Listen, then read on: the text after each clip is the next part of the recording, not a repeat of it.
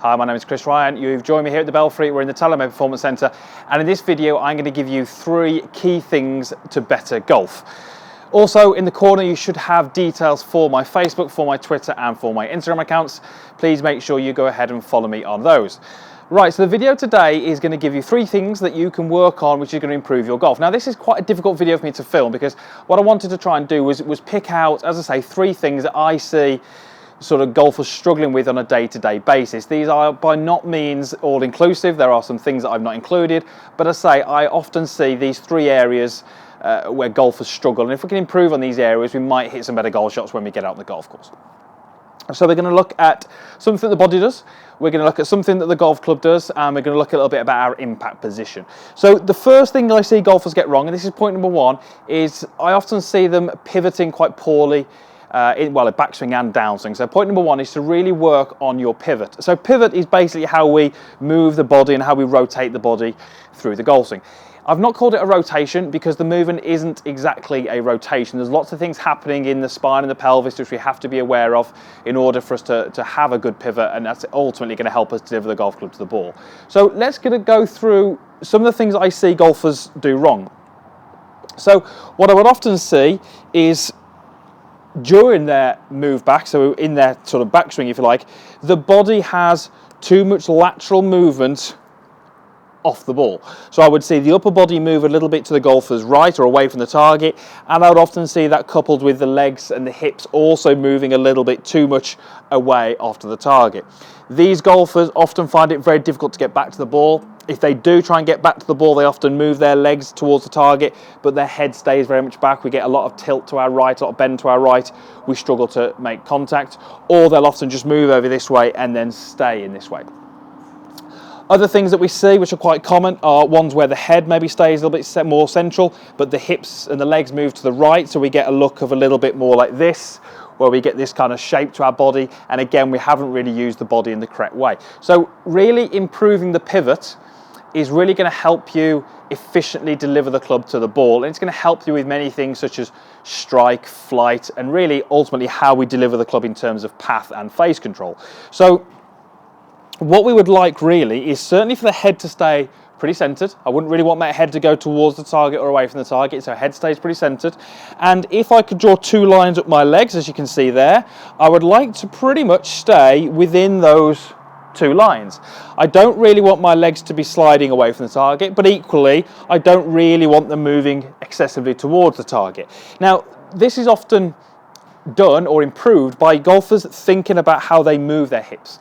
I often get golfers to try and feel as if their right hip moves a little bit more back behind them and towards the target, or the feeling of the tailbone moving slightly towards the target. That often gets golfers to move into a position at the top of the backswing where they're a little bit more centered over the golf ball, and from there we can, as I say, deliver the club more efficiently. So point number 1 is to work on the pivot. I want you to have a look at how you're moving your body and see whether you fall into any of those categories and whether you can make that move a little bit more efficiently.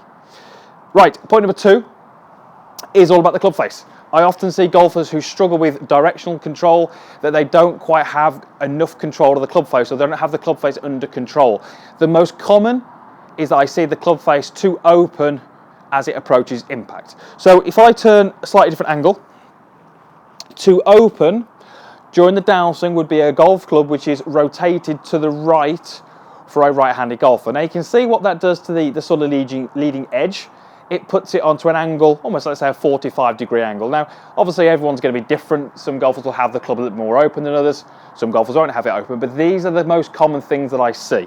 So golfers will often achieve a pretty decent position at the top. They've maybe got a pretty flat left wrist, they've maybe got a club face which is looking about right, but as they start down they'll often extend the wrist and the club face will sort of fall back if you like, so it's actually more parallel with the club shaft. So if you can draw a line at the club shaft there, you can see how that leading edge sits about on that line. We would like the leading edge to be starting to turn down a little bit more, and really that's how we use these wrists. So certainly this isn't going to be applicable to every golfer. There are some golfers out there who will absolutely get the club face too closed. There are some golfers who actually get the club in a perfectly good position. But what I'm trying to do in this video is cover the most common things that I see. What I don't want you to do is go away from this video and try and straight away fix this, because it may not be an issue in your golf swing. What I would like you to do is take a look and see if it is an issue, because I think you'll find for many of you it will be an issue, and then you can go ahead and do some work on it. So what I want you to try and do is make backswings as normal.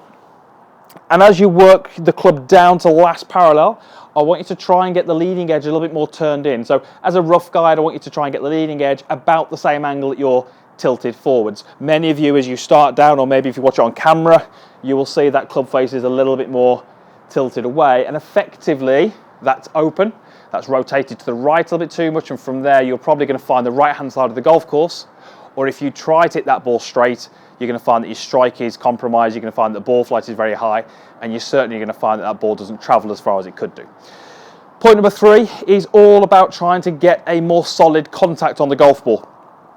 And a more solid contact on the golf ball comes when we get the hand a little bit more forward, and the handle a little bit more forward generally comes when we get the weight a little bit more forward, and we start to get some good rotation through the golf ball. So point number 3 is to try and work on achieving a more solid impact position. You can see how I've got the handle leaning forwards, you can see how I've got the weight a little bit more on this lead leg, and you can, probably not from that camera angle, but from the other camera angle, you'll see that I've got the hips a little bit more rotated, certainly about 30 to 40 degrees open, as well as the shoulders about 10 degrees open. Those things allow me to get the hands forward. Getting the hands forward allows me to strike down slightly on the golf ball, gives me a negative angle of attack, which helps hit that ball higher at the club face, which helps generate a little bit more speed. It helps us make sure we don't get too much grass caught between the club and the ball, etc., etc. There are many benefits of delivering the club in this fashion, as well as the benefit of actually achieving the ball flight that we desire, which is going to give us a little bit more distance. So initially, even just by making some really, really slow swings and just thinking about achieving an impact such as this, I've now got all those 3 things we spoke about: hands forward, weight forward, body rotated. The key thing with all these moves is it's going to be very, very difficult for you to do these in your full golf swing if you can't do them initially over a distance when that ball's going about 10 yards. So straight away, we want you to start to be able to create the desired impact in slow motion. Once we can do it at slow motion, we can then add a little bit of speed to it, and we can start to build up to our full speed. So 3 things in that video. As I said, they are not going to be applicable to every golfer. They are often the things that I see most commonly happening within a golfer's motion when they're not playing as well as they would like, or they feel they're not as good as they would like to be. The pivot often isn't very, very good. The club face is often out of position as it approaches the ball, and the contact point and the delivery isn't really as we'd like it. So I certainly think that some of those will be applicable to yourself. What we would like you to do, as I said, is go and have a look, maybe put it on camera, maybe slow it down, and just see whether you do find that any of those are maybe not as good as they'd like to be. If you establish that there's some things that need work, you can then go to the drive range, do a little bit of work, and hopefully improve those things. Improving the pivot, improving the club face control, and improving the impact will definitely give you better golf shots. You'll probably hit the ball further, and you will certainly lower your scores if you can do all those 3 things. Right, let me go hit one. I've got a 6-iron. I'm just going to pick my target out there, which is the 200 marker. So let's go ahead and hit one.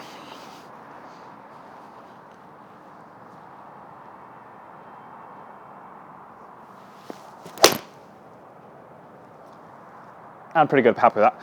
So, gives you something to practice. I say most golfers who aren't playing as well as they would like will find that one of those will be maybe contributing to their poor play. And therefore, if we can work on it, we should be able to improve your scores on the course. Right, thank you very much for watching. The usual stuff is below. You've got a link to subscribe, you've got a like button, and you've got a comments box. You're sure you know what to do with all those. So make sure you subscribe, like, and comment, and we will see you again next time.